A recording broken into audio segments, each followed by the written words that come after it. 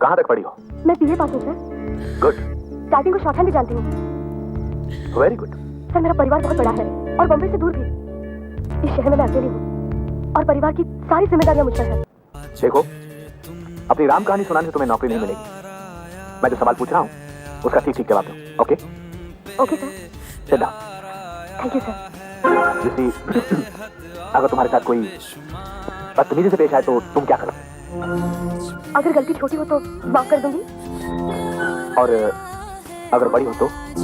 Warning दूंगी। Warning दो। और अगर उससे बड़ी हो तो? सजा दूंगी।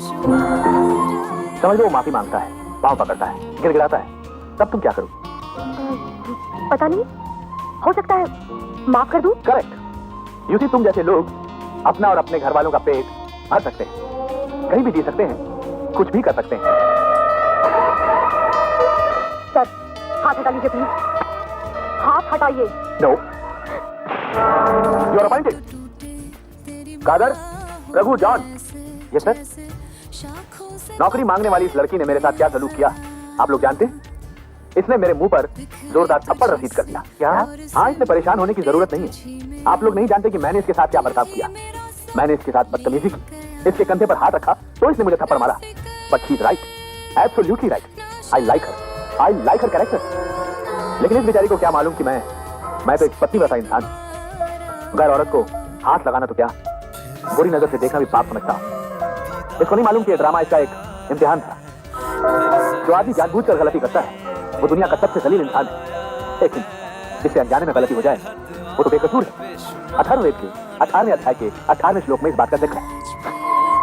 मुझे माफ कर दीजिए सर। अरे नहीं, माफी मत मांगो। तुम तो बेकसूर हो क्योंकि तुमसे अनजाने में गलती हुई है।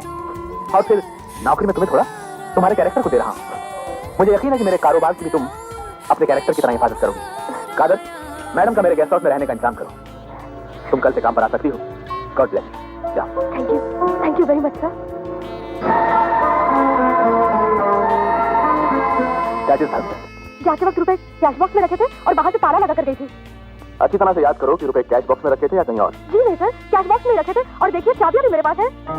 रुपया कैश बॉक्स में रखा था, चाबियां तुम्हारे पास थी, लेकिन फिर भी रुपया गायब। देखो कमला, मेरे लिए 25,000 रुपया बहुत बड़ी रकम नहीं है, लेकिन फिर भी यू अंडरस्टैंड मैं ये सब ड्रामा है। इसे अच्छी तरह मालूम था कि वो रुपया अकाउंट का नहीं था, इसलिए इसने ऐसा किया। आप पुलिस में रिपोर्ट दर्ज करा दीजिए, वो लोग अपने आप मालूम कर लेंगे। नहीं कादर भाई, मैं एक इंसान ही नहीं, एक संस्था भी हूँ, और इस संस्था के ऊपर बहुत से लोगों की जिंदगी की जिम्मेदारियां हैं। मैं जल्दबाजी नहीं करना चाहता। एक इंसान होने के नाते और एक इंसानी जज्बे के तहत मैं अकेले में से कुछ सवाल करना चाहता हूँ। आप जरा बाहर जाइए। ठीक है सर। क्या तुम्हें रुपयों की बहुत जरूरत है? कोई बात नहीं, आहिस्ता आहिस्ता चुका देना। सर आप मुझे गलत समझ रहे हैं। मैं सच कह रही हूँ, वो रुपए मैंने नहीं लिए। अब बताओ रुपए कहाँ हैं? मैं सच कह रही हूँ सर, मुझे कुछ नहीं मालूम। ओके। किससे फोन करें आप? मुझे तो तुम कुछ बता नहीं रही हो। सजा मिलने पर भी चुप हो। ठीक है, पुलिस तुमसे खुद ही पूछ लेगी। नहीं सर, प्लीज ऐसा मत कीजिए। आपने मुझे पुलिस के हवाले कर दिया तो मेरी जिंदगी बर्बाद हो जाएगी। हाँ वो तो सही है।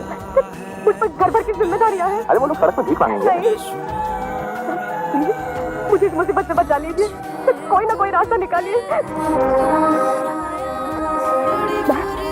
कुछ भी करने को तैयार हूँ। Good, very good.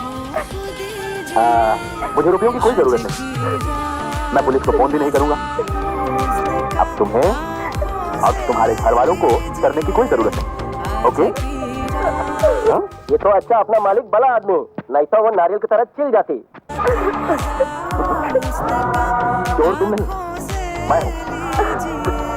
मैंने खुद ही अपने रुपए चुरा लिए थे और इल्जाम तुम पर लगाया था। तुम्हें अपने बस में करने के लिए पहले मैंने तुम्हें अपना सेक्रेटरी बनाया, एक चोर और अब पति था। तुमने उस दिन जो मुझे थप्पड़ मारा था ना, ये उसी की कीमत थी। That is Dharamchand. Hello Dharamchand speaking. Hello Dharamchand ji. जी मैं आपका पड़ोसी अमर बोल रहा हूँ। अरे आज हमारी याद कैसे आ गई भाई? जी दरअसल आज मुझे आपकी मदद की जरूरत पड़ गई। भाई बात मेरे बस की हुई और मैं आपके किसी काम आ सका तो मैं अपने आप को खुशकिस्मत समझूंगा। बात यह है कि मुन्नी नाम की एक लड़की जया के गांव से आई है और जया बहन को उसका आपके यहाँ रहना बिल्कुल पसंद नहीं है। वो तो उसको गांव भेजना चाहती है, यही ना? जी हाँ, लेकिन मैं उसको गांव नहीं भेजना चाहता। ये मेरी मजबूरी है। अमर बाबू, इससे पहले की मजबूरी आपके लिए परेशानी बन जाए, आप इस मजबूरी को वहीं भेज दीजिए जहां से आई है। मगर मैं चाहता हूं कि आप उसे कुछ दिन के लिए अपने पास रख लें और किसी को बताएं नहीं।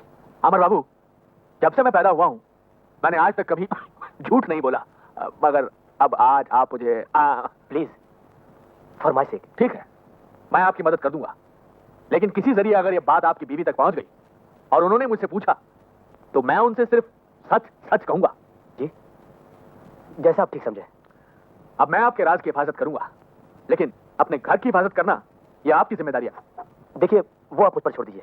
तो आप घर जाकर अपनी पत्नी से कह दीजिए कि मुन्नी इस शहर में तो क्या, इस पूरे देश में भी नहीं मिलेगी, बाकी मैं सब संभाल लूंगा। Thank you very much. God bless you mister Amar, over and all.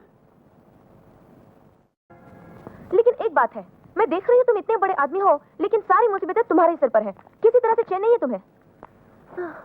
तुम्हारा ये घर कितना अच्छा है और कितना बड़ा भी है। पता है, यहाँ का एक कमरा हमारे गांव के सारे घर के बराबर है। लेकिन वहाँ जिसको देखो वही मुझसे कुमार के बारे में उल्टे सीधे सवाल किया करता था, इसलिए तो मुझे यहाँ आना पड़ा। मेरे होते हुए यहाँ तुम्हें कोई परेशानी नहीं होगी। हाँ। वो तो है, मगर मैं सोच रही हूँ कि इस वक्त कुमार होगा कहाँ, कब आएगा वो, और कब मेरी परेशानी दूर होगी। देखो, कुमार जहां कहीं भी होगा मैं उसे पकड़कर तुम्हारे पास ले आऊंगा, उसे डांटूंगा, फटकारूंगा, फिर वो तुम्हें छोड़कर कभी नहीं जाएगा। सच्ची? हाँ। अच्छा, ये तो बताओ कि वो दिखता कैसा है? शर्माओ मत, बताओ ना। गोरा। गोरा? अच्छा अच्छा। एकदम मस्त और मजबूत बदन। हाँ। खूबसूरत। ओह, क्या मेरे जैसा? नहीं नहीं, तुम तो कुछ भी नहीं हो, वो तो बहुत खूबसूरत है। खैर, लंबा है या छोटा? कैसी बातें करते हो तुम, इतनी भी अकल नहीं। पति कभी पत्नी से छोटा होता है क्या? कुमार तो बहुत लंबा है। क्या मुझसे भी लंबा है वो? बहुत लंबा है वो। कितना लंबा है? हाँ? ये क्यों करते हो? छोड़ो ना। मुनिया, घबरा क्यों रही हो? हाँ? शर्म नहीं आती तुम्हें? जब कुमार को शर्म नहीं आई तो मुझको काहे को शर्म आएगी?